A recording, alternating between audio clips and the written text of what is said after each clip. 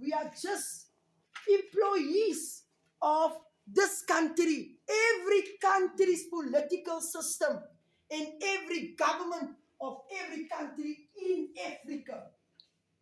Tonight we cannot deny the fact that we want to call ourselves royalties, but yet we are getting money from political and government institutions, so we cannot call ourselves royalties.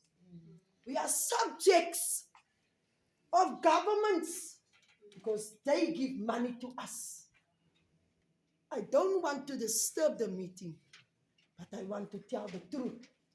As I'm my people's spokesperson, I cannot sit here and I cannot enjoy.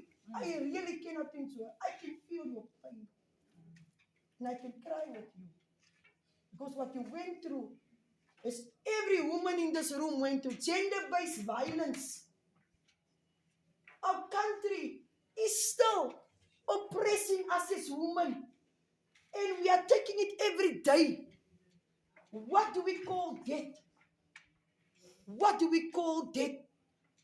Maybe it is not a name like genocide as the colonialists did to us. But it's still something. Because it's still pain. Because when we look at our children not having bread on the table, they cannot go to school. We didn't even have money in our wallets to pay their uniform, to pay their school fees.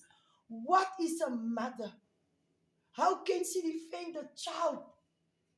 And that is what I want to talk tonight about. Let us heal Africa.